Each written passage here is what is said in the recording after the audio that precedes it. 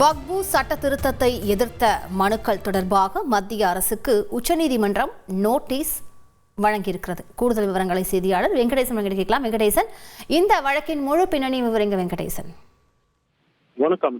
வக்பு சட்ட திருத்த மசோதா அண்மையில் நாடாளுமன்றத்தில் நிறைவேற்றப்பட்டு அது ஜனாதிபதி திரௌபதி முர்மு ஒப்புதல் அளித்ததை தொடர்ந்து சட்டமாக்கி நடைமுறைக்கு வந்துள்ளது. இந்த வக்பு சட்ட திருத்த மசோதாவை, குறிப்பாக அந்த சட்ட திருத்தத்தை எதிர்த்து அசாதுதீன் ஓவைசி, ஆம் ஆத்மியின் எம்எல்ஏ அமானுல்லா கான், சிவில் உரிமைகள் பாதுகாப்பு அமைப்பு, அஜ்ரத் மதானி, சமஸ்தா கேரளா மற்றும் அஞ்சும் காத்ரி, முகமது ஷாஃபி, மேலும் ஜனதாதள எம்பிக்கள் மனோஜ் ஜா, இந்திய யூனியன் முஸ்லீம் லீக் கட்சி, திமுகவின் துணை பொதுச் செயலாளர் ஆர் ஆசா, விடுதலை சிறுத்தைகளின் கட்சியின் தலைவர் தொல் திருமாவளவன், இந்திய கம்யூனிஸ்ட் கட்சியின் பொதுச் செயலாளர் டி ராஜா, தமிழக வெற்றி கழகத்தின் தலைவர் விஜய் உள்ளிட்டோர் ரிட் மனுக்களை தாக்கல் செய்தனர். இந்த ரிட் மனுக்களை உச்சநீதிமன்ற தலைமை நீதிபதி சஞ்சீவ் கண்ணா தலைமையிலான அமர்வு இன்று விசாரித்தது.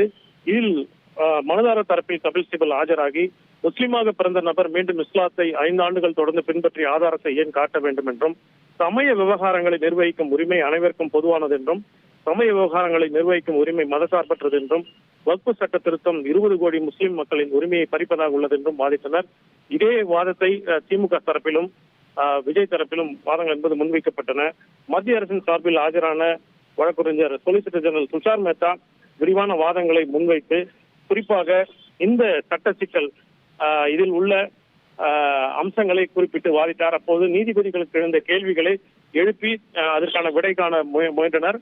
இந்த விவகாரம் தொடர்பாக மத்திய அரசு பதிலளிக்க வேண்டும் என ஒரு உத்தரவை பிறப்பித்து தற்போது விசாரணையை தள்ளி வைத்துள்ளனர். விவரங்களுக்கு நன்றி வெங்கடேஷ். உங்கள் தந்தி ஒன் தொலைக்காட்சியில் தெனாலிராமன் தினமும் மாலை 6 மணிக்கு காண தவறாதீர்கள்.